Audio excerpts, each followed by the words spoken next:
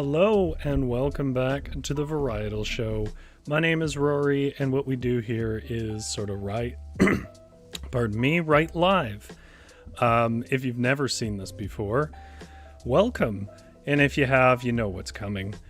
Tonight we're going to do a little bit about mythical weapons, and like all my concepts, they probably require more explanation than they are actually satisfying to watch.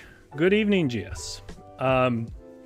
But if you're not really into the spec fixing, or you don't play a lot of video games, or you don't watch those kind of movies, it might be a surprise to you to learn that there's whole stories behind blades and guns and special weapons and so on.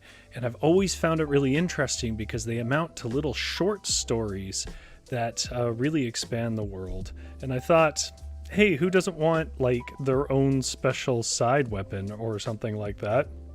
So I was thinking we could try and write some lore about ancient weapons. Hey, Big Drew, you're here on time. That's amazing. It's fine if you guys don't want to be here on time, by the way.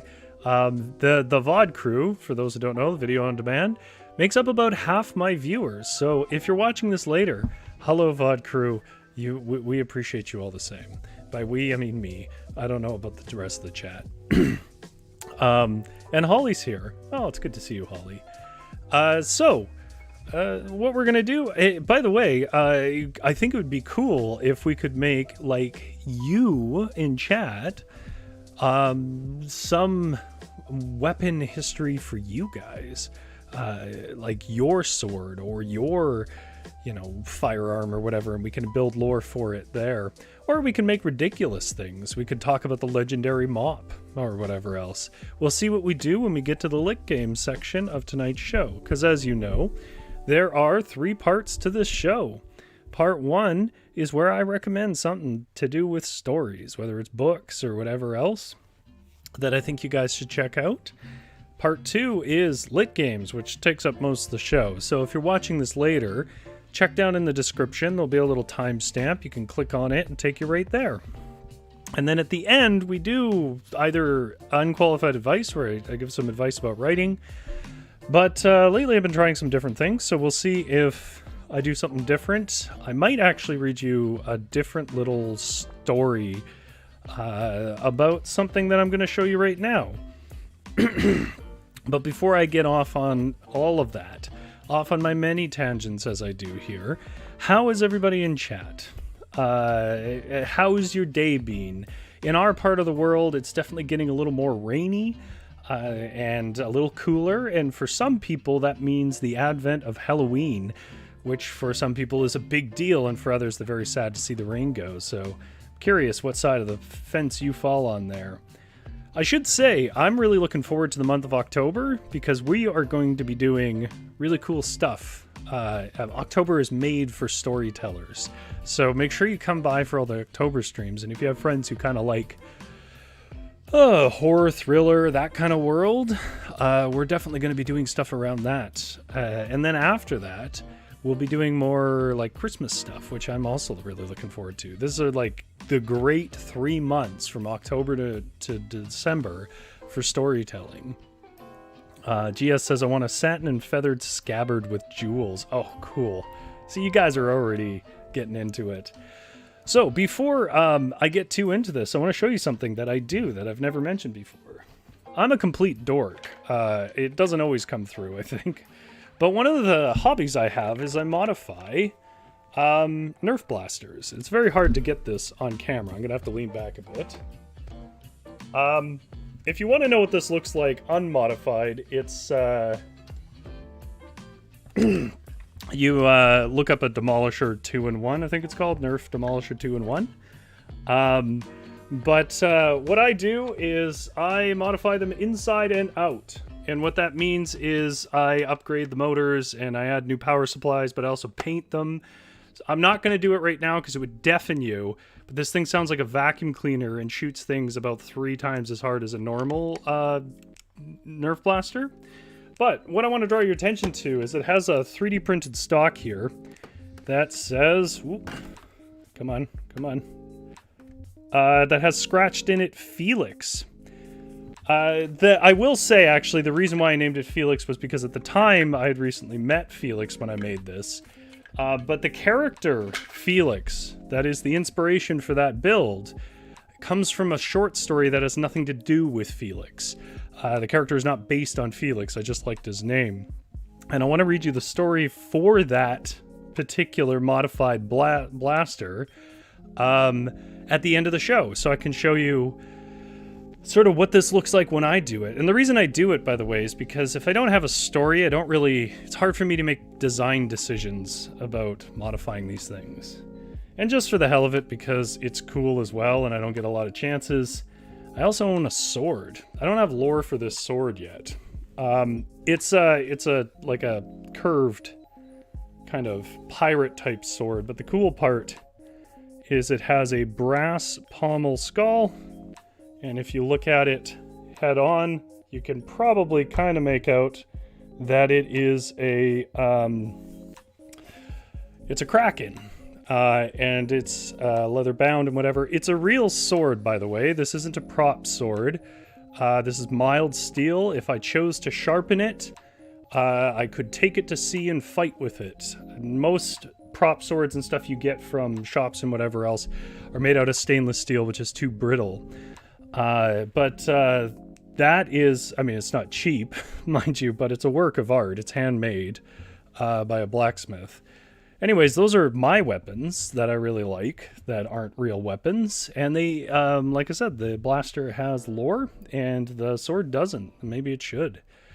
But I see you guys are already getting into it. Holly says, I have a tendency to use a telescoping mechanics magnet for a weapon?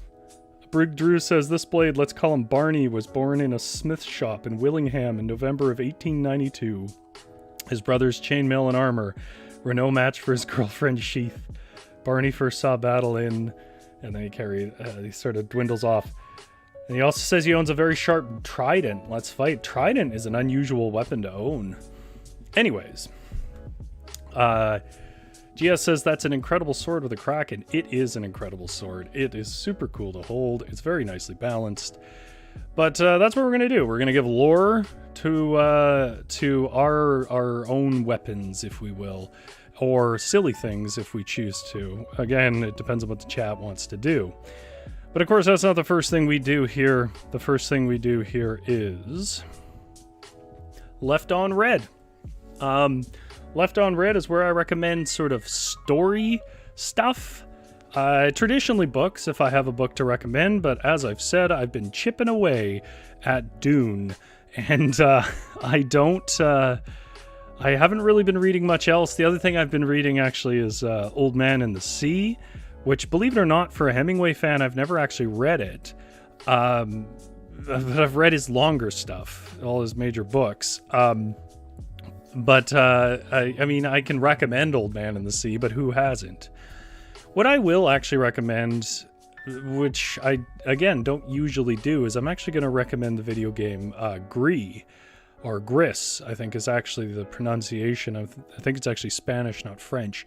Gris. I know I've mentioned it on the show before many months ago, but I'm going to actually officially recommend it here. It's a shorter indie title made by primarily designers and artists, not so much programmers or studios, like gaming studios. It's technically like a platformer, but that's not the point. It's a game about loss that uses color tones and design choices to represent emotions. And with each of those levels, like, you know, red for anger or something like that, there's a power related to how that feels. So, you know, you might turn into a stubborn stone that doesn't really move in the anger one. It is, hands down, the most beautiful game I have ever played. It's a decent gameplay. It's not too hard to pick up. It's not too expensive, but it is absolutely gorgeous, and it gets more and more gorgeous as you go through. There are no words. Nobody says anything. There is some singing, but it's all like tonal. But it is also a beautiful story of loss and trying to put yourself together and going through the different phases of emotions in a very abstract, almost kind of Salvador Dali setting with a bit of, I want to say kind of Victorian steampunky machinery overlaid on it. I really, really, really recommend Gris. I know a lot of us aren't really video gamers or may not have consoles. I don't know if it's on PC, but if you have the opportunity to play Gris, you should definitely take it. That will be my recommendation. It's a completely different way of telling a story. Everything it does lends to the narrative, so I think it really plays well with the idea of a video game that's about narrative, not so much about novelty and mechanics. Holly's House says, how dare you own a pirate sword that you never told me about? Have I never told you about it? I thought I told everybody about it. And GS says, I didn't make it through Old Man in the Sea. It's pretty... It's Hemingway. So, like, if you don't like Hemingway, you're not gonna like Old Man in the Sea. And Hemingway has this very measured, almost kind of plodding style of writing that I don't think everybody's into. GS says, sounds gorgeous. Yeah, so if you can't play the game, at least go and watch. There are playthroughs on YouTube and so on. It's worth it to watch the playthroughs and all that. Okay, so that's Left on Red. As per usual, chat, you are welcome to recommend whatever you want to recommend. It will be logged up there for other people to check on.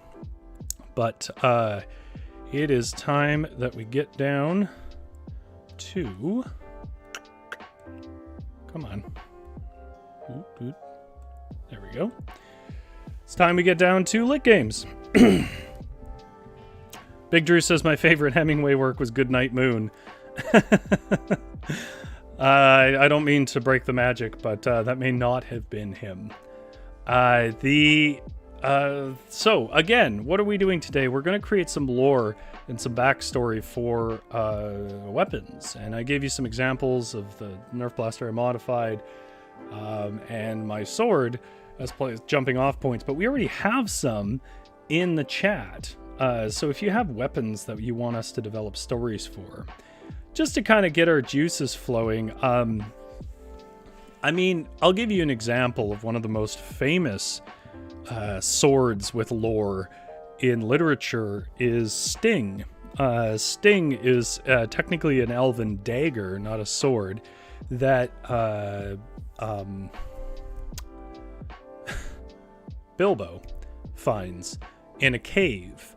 It's never particularly described. That's Lord of the Rings, if you don't know. It's never particularly described its full history, but Sting is an elven dagger found in sort of a stash of daggers. And it's a part of a craft of elven daggers where people basically...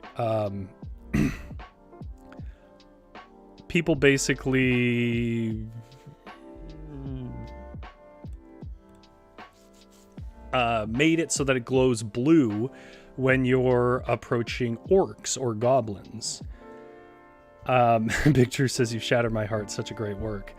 So, you know, there's an example of some a sword with lore. I mean, just drawing from the same book, Narsil is the shattered sword that, you know, chopped the fingers off of why am I forgetting so many names today? My God, the big baddie in Lord of the Rings. I don't know why. I cannot pull the name from me. Big Drew says, no, Sting was in the police. Sting is also a professional wrestler. We don't talk about the Sting that was in the police. That's a bannable offense in this chat. The police are dead to me.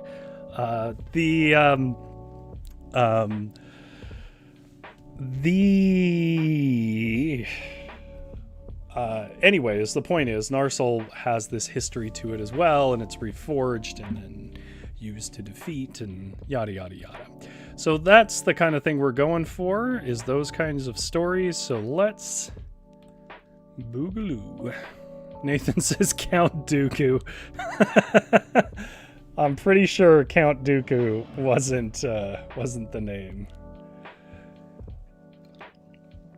Excalibur, that's an excellent one. Or Caliburn, which was another name. Nathan says ACAB includes Sting. So let's start with what GS said up there. GS said they wanted a satin and feathered scabbard with jewels. So I assume they want a sword. So one thing we'll say is a satin and feathered scabbard covered in jewels. Okay. Let's think about how GS might have found it. Like, was it in a cave? Was it on top of a mountain? Was it passed down in the family?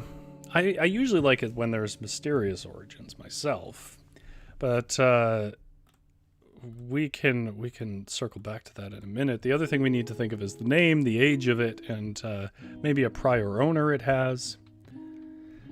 Holly was saying I was only half joking about the telescoping magnet. Well, I mean, it's basically a rapier. I'm going to throw my own sword in here. I don't have a name for it yet. I don't have an age for it yet. I guess I should have description of it.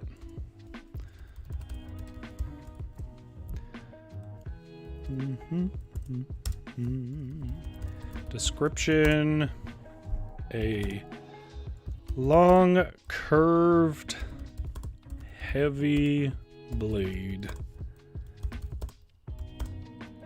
with a pommel of brass sculpted into a skull, leather around the grip, and oh boy, keeping with the forgetting all the names, what is the name of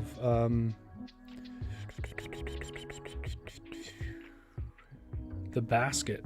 I mean, that's one name for it, but it's got a better name. The basket, the Kraken grip cover. And a Kraken bent around the hand to protect it. Okay, so GS is on this. Big Drew says the Sword of Triton. I like that. The Sword of Triton.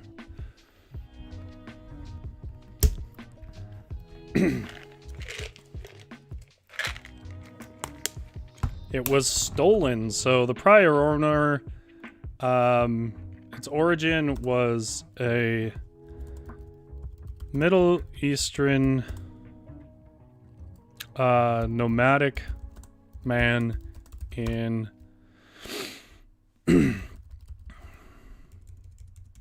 in the desert. Let's not test my geography knowledge.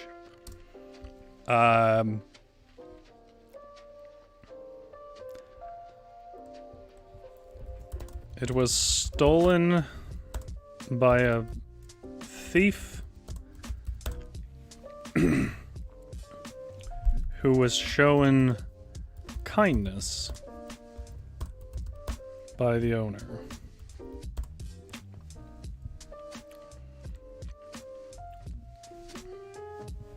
Okay.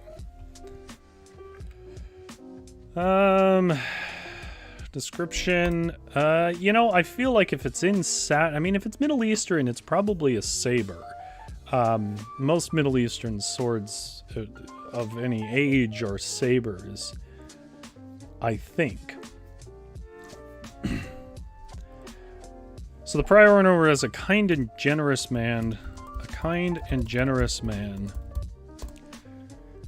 Are we going to say that he forged it?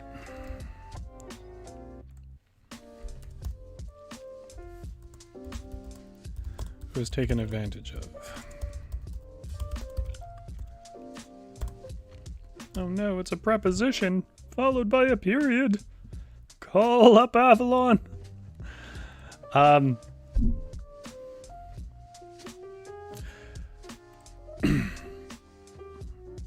So, thus it became cursed. Okay, so the Sword of Triton.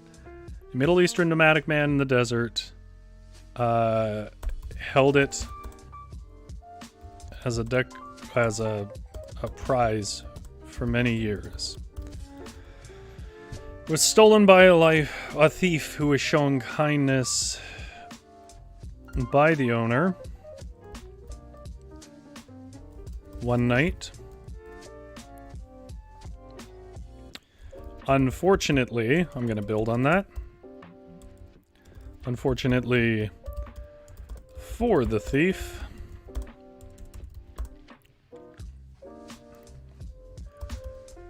the sword was forged by a clever blacksmith who was in league with a magician. Or a mage, let's say. The sword knew it was who it was given to, and found itself cursed should it be held by anyone that had not earned it in gift or fair exchange. If it's a sword of Triton, does it have the power of the sea despite ending up in the desert? Yes, Holly, and I'll tell you why. Because the desert, the Sahara Desert anyways, I'm pretty sure is an old seabed, right? So we could say it's super old. Maybe he just found it in the sand, but it actually was built maybe by an ancient god or something like that. I love it. Okay, then we're going to get to the powers. It was forged by one of the old gods who was a clever blacksmith.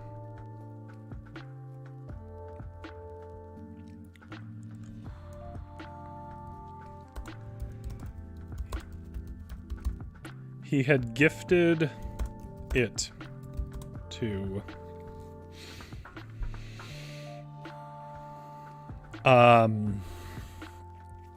he had gifted it to a, who we want to say mermaid?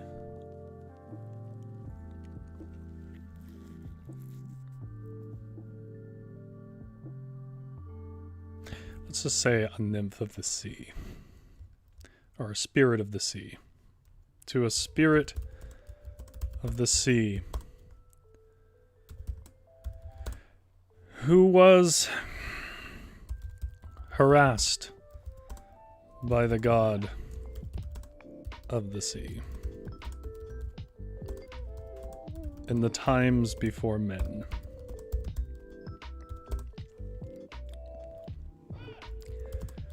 It was imbued with the power to control the tides and the waves. And in its final use, the nymph doomed themselves to defeat the god of the sea by banishing the waters away and leaving only the sands behind. Okay, now we have some lore going.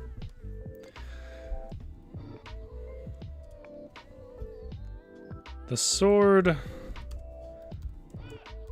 was made so that it could only be given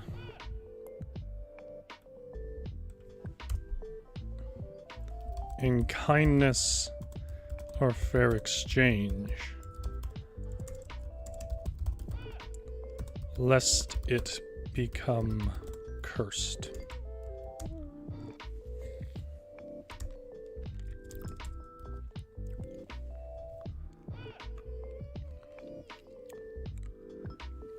Okay. Okay, where are we at, people? We have our sort of origin story here. A Middle Eastern nomadic man in the desert held it as a prize for many years. Let's add, he found it in the sands, held by a statue of a mermaid. Which, of course, won't actually be a statue. It'll be the remains of this spirit. It was stolen by a thief who was shown kindness by the owner one night. Unfortunately for this thief, the sword was forged by one of the old gods, who was a clever blacksmith. He had gifted it to a spirit of the sea, who was harassed by the god of the sea in the times before men. Let's say before mortal men. It was imbued with the power to control the tides and the waves. And in its final use, the nymph dooms themselves to defeat the god of the sea by banishing the waters away and leaving only the sands behind. The sword was made so that it could only be given in a kindness or fair exchange. So her foe,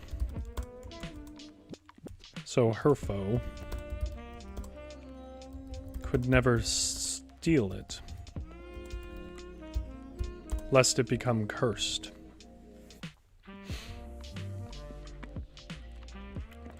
Okay, how does this look? The Sword of Triton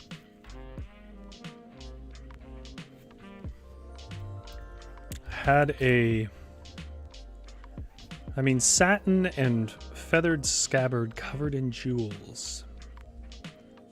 I think I know how it should look.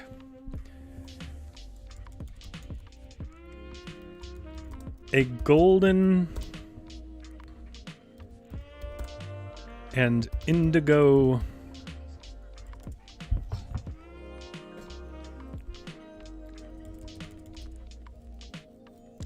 basket wove its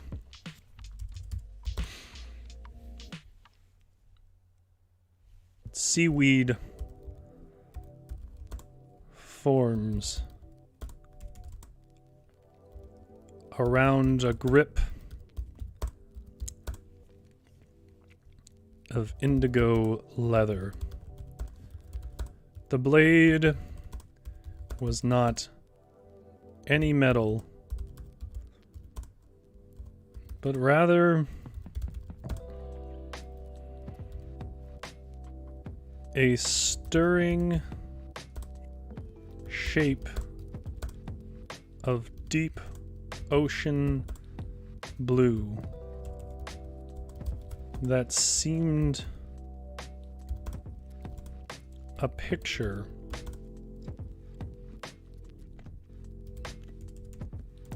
which moved under glass.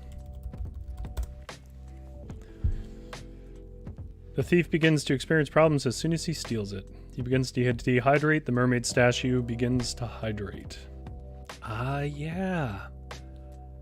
Okay, I'll add that in, and then we'll do another one. Curse. The thief begins to dehydrate to a fossil. Any attempts to hydrate bring life back to the statue, who will seek their vengeance upon the thief. And like that, you have a premise to a story, which is why it's so cool to write lore about objects. Okay, so the age of it, we're gonna say, is unmeasurable thousands of years. All right, so that is the Sword of Triton. I'm going to shrink the text a bit here so we can keep this to one page. Let's try another one.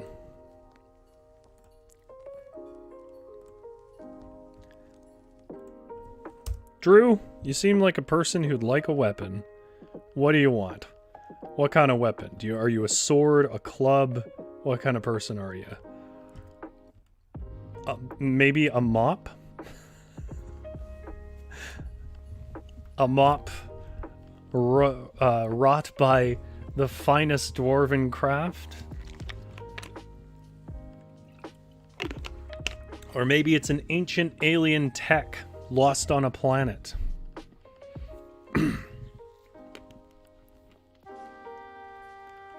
Satin looked like abalone rainbow. Ooh, abalone rainbow. Abalone rainbow.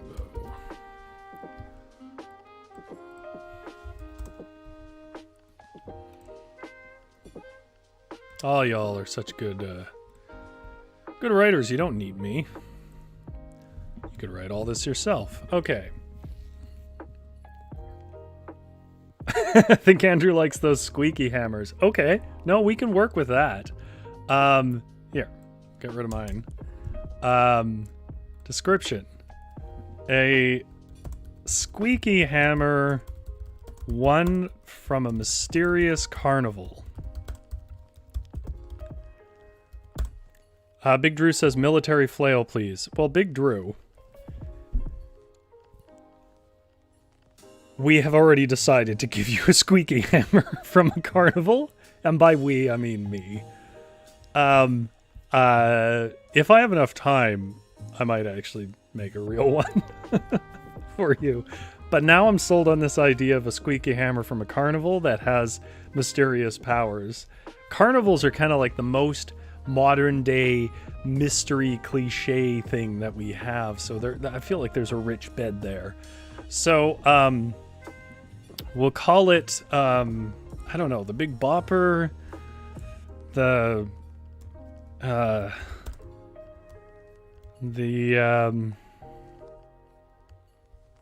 Rabbit Rapper. I don't know. I'm just putting this in as a placeholder, but the squeaky hammer, I love this idea of having a mythically overpowered squeaky hammer, like meep, meep, meep. I guess that would be more its origin, wouldn't it?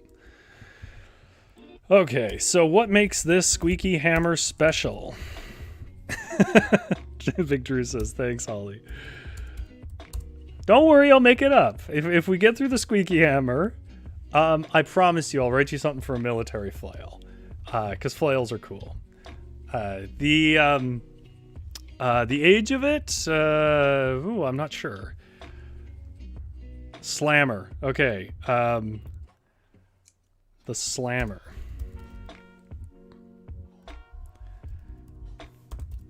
It is branded on the side with a rabbit slammer. We're not playing Pogs, Andrew, but we should be playing Pogs because Pogs are still awesome, right?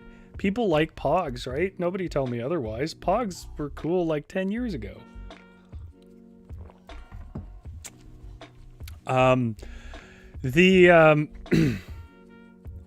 Nathan says it's a mythic weapon of indeterminate form. It took this form due to its most recent owner. Love it. Okay.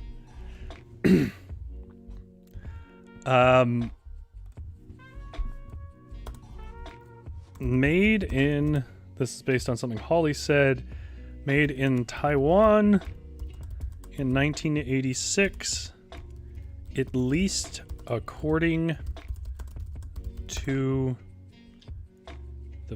the printed section.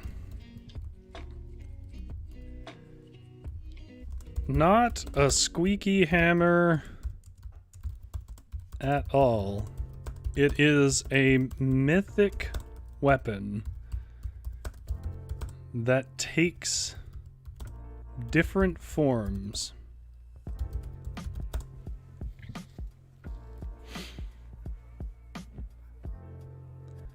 Not squeaky at all. Is a mythic weapon that takes different forms. Okay, where would it have come from, and what is its drive? Is it a menacing evil thing? It was, I'm gonna go evil, because we've already gone good. I'm sorry, Drew, you don't have to take this, but, it was, wait, what does that say about me if I'm its most recent owner? That for some reason it has chosen you.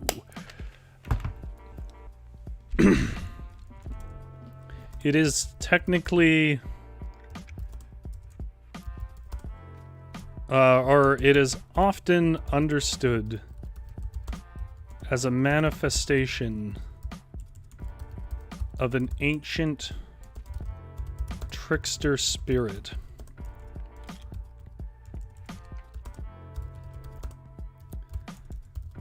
That delights in mischief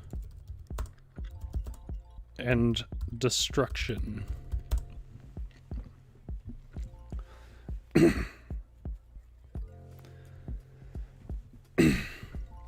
It has taken the form of, Big Drew says, an origin a la Thinner. Oh man, I watched Thinner on, I don't know if anybody remembers UPN. Because it might still be a channel. UPN used to do this thing in October where they would show just an endless cycle of terrible Halloween movies, like B movies, and I used to watch them when I was younger. And Thinner came on, and what a terrible movie that was. So how do you see that manifesting here, Big Drew? Like, what is it going to drive a person into?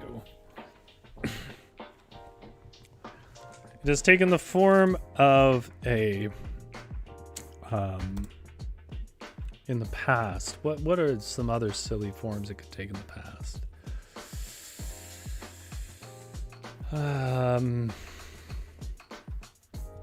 Trying to think of like what toys would it look like in the past. I guess it's taken the form of a woodcut doll.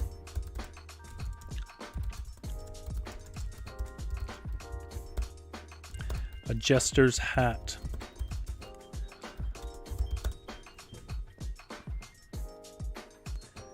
And an old shovel in the centuries prior.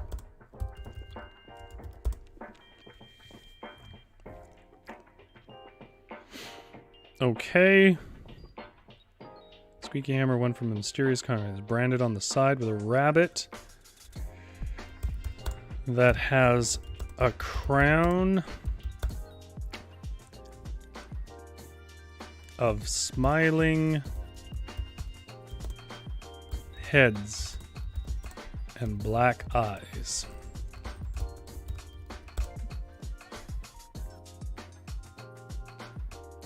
Big Drew says military flails when it last took. Okay. I think I just need to tell it, say what its power is, or what its special trait is. Special trait.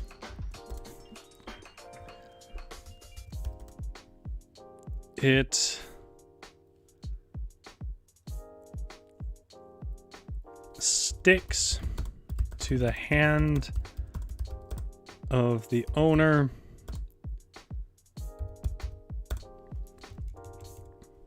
and its squeak drives nearby people to mad revelry and violence. Okay. Let's do the military flail.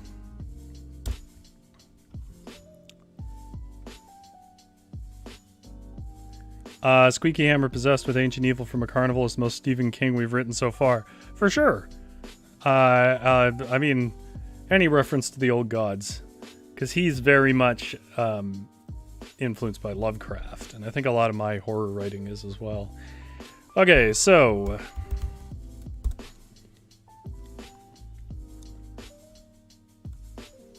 plays to your, this is based on something GS suggested, plays to your most base desires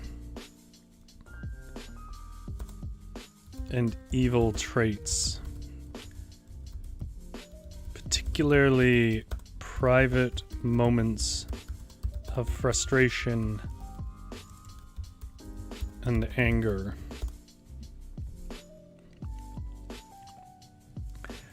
Okay, military flail, let's do that.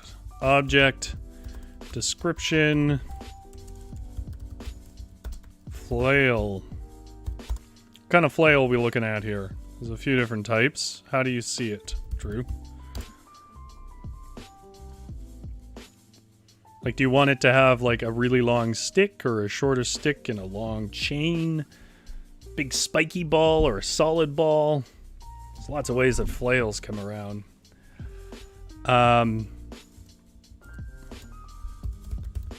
Origins. Where it was found. This will be the last one we do, so Chad, if you're holding back on anything, now's the time to drop in your thoughts. We're working with the military flail for Drew. We have, we need the name, the origins, where it was found, any special abilities.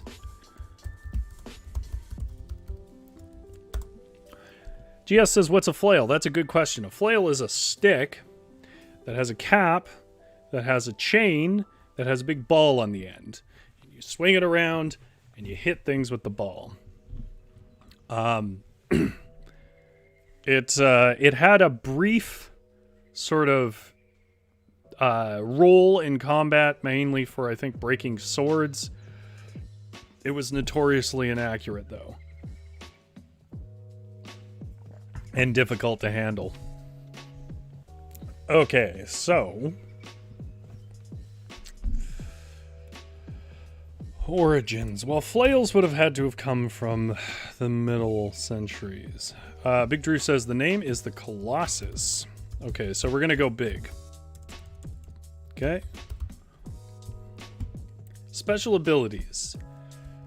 An enormous and seemingly unwieldy object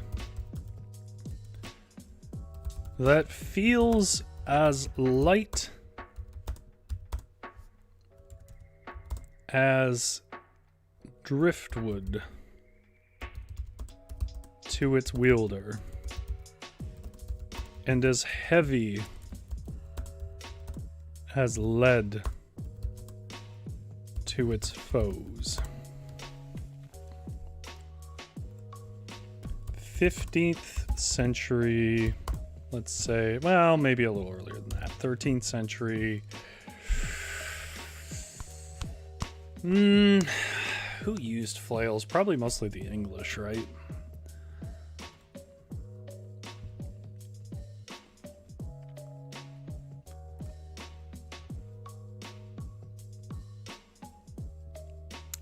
I'm just doing actually a bit of research. This is Germans were big users of it. Okay, so we'll say 13th century,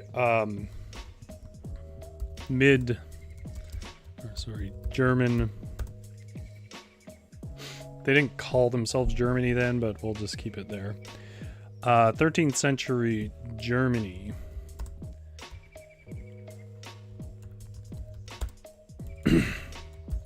It was built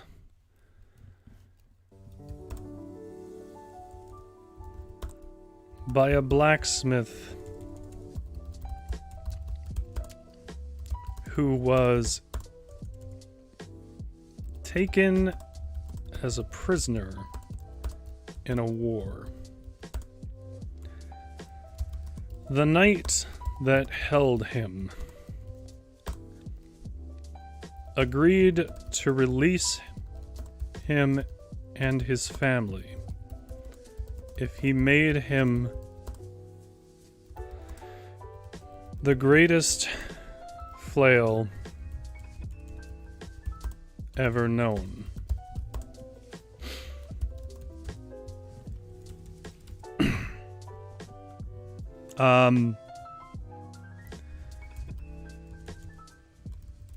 The blacksmith made several attempts, but all were too... That's all he says, and it has squeaked since the 13th century, even as a flail.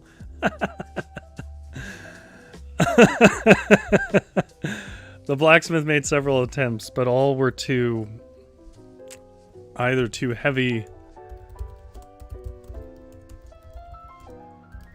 or too weak to break Roman shields.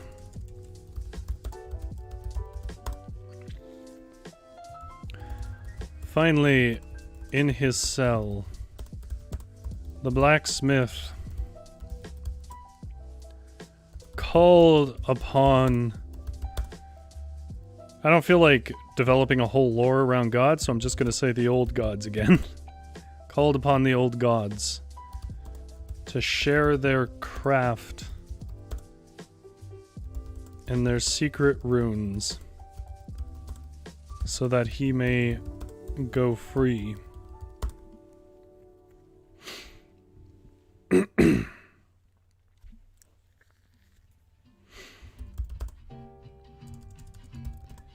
He was granted a design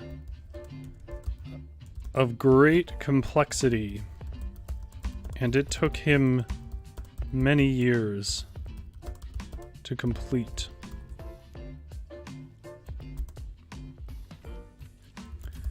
When all his skill was committed, he finally finished the flail.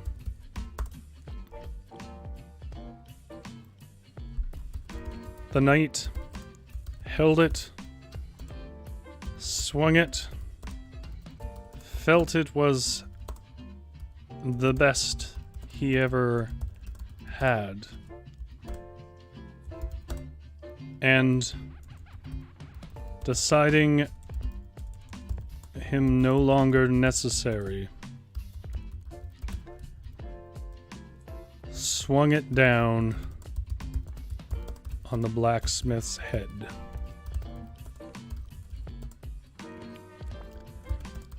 For this betrayal, the flail was cursed. What curse would that bring? Something about ungrateful.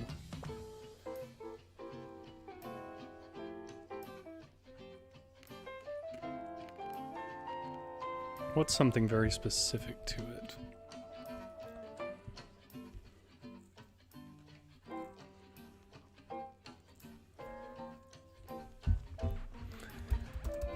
It carried with it the stain of innocent blood, and doomed the user to destroy all things, foe and friend alike. Maybe? If you guys have another idea for a curse, you let me know. Where it was found,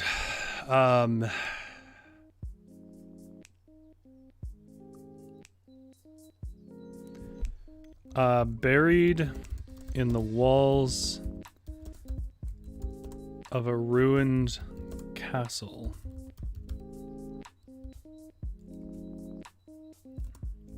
Still wrapped with the skeletal hands of a nameless knight. Ooh, I like that. GS says, for each shield it broke, one of the guy's family was taken. So, for each it killed, for each foe it mastered, it brought ill fate to their loved ones and family, until the knight was alone in his violence, with nothing else to strive for, or in the name of.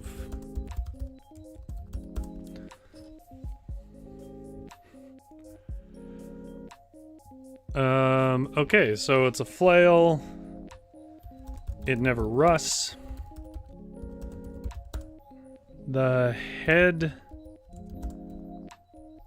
is carved with runes of an unknown origin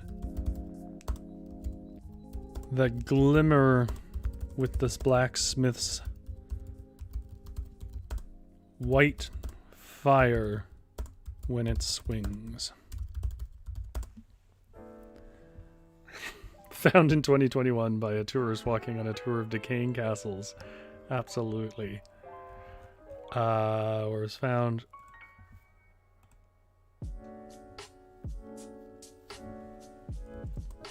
In a room off the path of a tour group. By an unwitting man named Drew. Okay. Let's review our weapons and then we'll call it there. The first one was GS's, the Sword of Triton. Its age is unmeasurable, thousands of years, millennia. Its origin, a Middle Eastern nomadic man in the desert held it as a prize for many years. He found it in the sands held by a statue of a mermaid. It was stolen by a thief who was shown kindness by the owner one night. Unfortunately for the thief, the sword was forged by one of the old gods who was a clever blacksmith. He had gifted it to a spirit of the sea who was harassed by the god of the sea in the times before mortal men. It was imbued with the power to control the tides and the waves, and in its final use, the nymph doomed themselves to defeat. Doomed themselves in order to defeat the god of the sea by banishing the waters away and leaving only the sands behind. The sword was made so that it could only be given in kindness or fair exchange, so her foe could never steal it, lest it become cursed. And then in the description, a golden basket wove its seaweed forms around a grip of indigo leather. The blade was not any metal, but rather a stirring shape of deep ocean blue that seemed a picture which moved under glass. Curse. The thief begins to dehydrate to a fossil. Any attempts to hydrate brings life back to the statue who will seek vengeance upon the thief. Special traits, satin like an abalone rainbow, and feathered scabbard covered in jewels. Okay. Name, the Slammer, made in Taiwan in 1986, at least according to the printed section. Description, a squeaky hammer, won from a mysterious carnival. It is branded on the side with a rabbit that has a crown of smiling heads and black eyes. Origin, not squeaky at all. Not a squeaky hammer at all. It is a mythic weapon that takes, let's say a mythic spirit, that takes different forms. It is often understood as a manifestation of an ancient trickster spirit that delights in mischief and destruction. It has taken the form of an old woodcut doll, a jester's hat, and an old shovel in the centuries prior. Special trait, it sticks to the hand of the owner, and its squeak drives nearby people to mad revelry and violence. Plays to your most base desires and evil traits, particularly private moments of frustration and anger. And then finally, the Colossus. Origins, 13th century Germany. It was built by a blacksmith who was taken as a prisoner in a war. The knight that held him agreed to release him and his family if he made him the greatest flail ever known. The blacksmith made several attempts, but all were either too heavy or too weak to break Roman shields. Finally, in his cell, the blacksmith called upon the old gods to share their craft and their secret runes so that he may go free. He was granted a design of great complexity and took him many years to complete. When all his skill was committed, he finally finished the flail. The knight held it, swung it, felt it was the best he ever had, and deciding him no longer necessary, swung it down on the blacksmith's head. For this betrayal, the flail was cursed. It carried with it the stain of innocent blood and doomed the user to destroy all things, foe and friend alike. Doomed the user, foe and friend alike, as it was marked with a blood madness. I just like that phrase. For each foe it mastered, it brought ill fate to the wielder's loved ones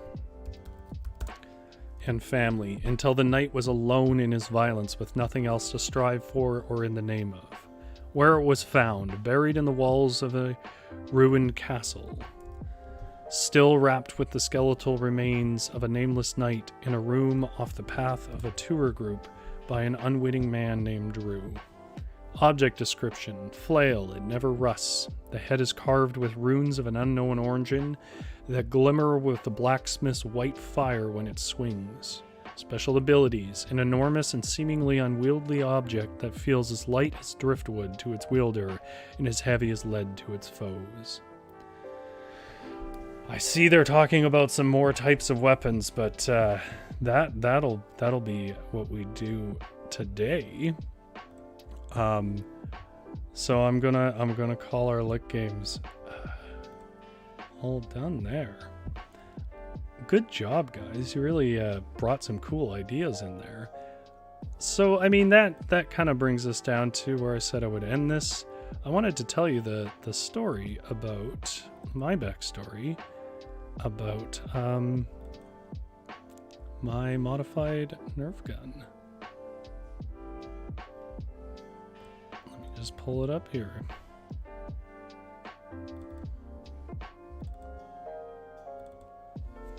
So once again, this is about this one. Whoops, here. Which is named Felix.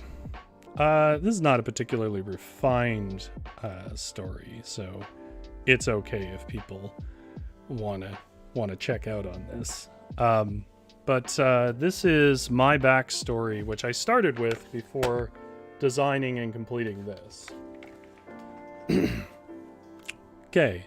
Space exploration expanded rather rapidly towards the end of the 22nd century with the advent of cryo-freeze technology. Warp technology could safely move supplies, but not humans or animals, so cryo-freeze made it possible for humans to travel for years without the issue of extensive supplies. This led to exploratory crews signing up to see the far reaches of space on the understanding the world they knew would be gone once they awoke. Unfortunately, these trips required fuel resupplies at distant points. These points were called the Deep Space Outposts, and the duty to maintain them was given to the Marines, for no reason other that was obvious to command. It was not considered a good gig. Most outpost soldiers would spend their life alone and be into retirement upon return, if they even returned. So command met the order by sending their losers, the men that were destined to wash out in peacetime and only made it through training due to wartime desperation. Losers like Felix, a boy that was by all accounts ill-suited to the Marines. He played video games until his father gave him an 18th birthday ultimatum: get a job or join the war effort. Felix did neither, so his dad enrolled him through some process Felix was certain couldn't have been legal. Every morning of the first week in basic training, Felix slept in, somehow convinced this would get him out. Every day this led to extra miles and push-ups for his platoon. Every night Felix got the shit beat out of him. After that first week landed him in medical, he lost his will to fail out and rose to slightly above failure in everything he did for the duration of basic training. From there, he was an apprentice military mechanic for 4 years. Deliberate and accidental failure kept Felix from rising above his rank or station, and the continued war of attrition kept him from release. Felix killed his time grabbing wrenches for better men and women, then taking long breaks. When the order came in to send Marines into space, Command knew Felix was a natural candidate for Deep Space Outpost number 5, the most distant outpost ever established by man. Only one person could make the trip, and it would take 10 years. The severe commitment of it meant that the trip had to be voluntarily taken. Maybe it's because Felix never read the news, or maybe it's just he still had a grudge against his family and no foresight. But Felix said yes. Though anyone that knew Felix knew it really was he didn't really read the orders. So Felix went into space. Felix's job was to offload supplies from warp pods and wait for the ice boxes, in other words, the ships with cryo-frozen scientists and other glorious folk. Felix's duties were to not die and to check in every month. Every 3 months, Felix got a warp pod with basic supplies for himself and his outpost. Fuel was always premium for any ship reaching him, so the deliveries were one way and kept to essentials like food and fuel. Between deliveries, Felix took to repurposing the ship's parts into several non-functional video game systems. Felix knew little of programming, but he certainly had the time to fail his way to success. One video game system even worked for a while before it melted a fuse and burned up, filling the lower quadrant of his outpost with black smoke. He didn't go down for a few hours, but alarms about oxygen levels started to get to him. He donned his spacesuit and opened the airlock. The smoke, the blown video game system, and much of the contents of the room were jettisoned into space. Felix learned a lot of things during his years in space. He learned the importance of laundry, he learned programming, he learned soldering, he learned to have conversations with himself. He learned there were other species in the universe and they were generally friendly. He learned how to communicate with gestures, and he learned that the whole universe was fascinated by his never-used, standard-issue, Space Standard Marine rifle. By the time he was 40 years old, though he had only been conscious for 30, Felix had moved on from game system to doing necessary repairs on the decaying outpost. He still took deliveries and refueling the increasingly rare passing ice boxes. His main pastime became fussing with his rifle. He wanted to impress the next alien visitor and hoped they might stick around a while to keep him company. Felix's modifications were plentiful. He underslung a scavenged portion of the defense system to give the rifle a missile. He even worked out a way to link up his brain to the gun's circuitry, a system originally installed on the outpost to make the system's maintenance more manageable for the solitary grunts that would run them. He tore out a palm sensor for one of the lockers to rig the grip with a user sensor. Felix learned how to make a great rifle. Unfortunately, no further aliens happened by to see it. Then, one month, Earth didn't respond. The second month was the same. There was always a delay in the message, but never more than 2 weeks. The third month, Felix started rationing. He ate a meal a day and kept the lights off. The fourth month, he had to start into his emergency rations. The fifth month, he spent trying to find something that could make it to a nearby planet, but there were no planets nearby and the post was only built with essentials. The sixth month, the food ran out. Felix never knew Earth was gone, set ablaze in regional battles, but the possibility might have crossed his mind. For all he knew, it was a final act in a life of abandonment. In his last week, a thought grew in his mind that had never been so clear. He didn't want to die alone. So he used his last energies to install the ship's backup memory chip into the only item he knew no passerby would scrap, his unused rifle. He donned the brain cap and attempted to download his thoughts into the rifle's memory and control system. He had no reason to believe it would work. He was just swinging against the growing darkness with an empty stomach. On his last day, while slumped on the floor with a crown of spiderweb wires, Felix carved his name into the rifle stock using a pocket knife his dad gave him for scouts. Felix figured if all else failed, at least he would have an epitaph. Then Felix died and woke up a gun. If you have the luck of finding the thing, it's loyal and capable of piercing armor and shields. It won't work for anyone else but its current living owner. But Felix is paranoid of abandonment, and if you use a sidearm, he pouts and refuses to work. Yeah, because apparently you don't need him anymore.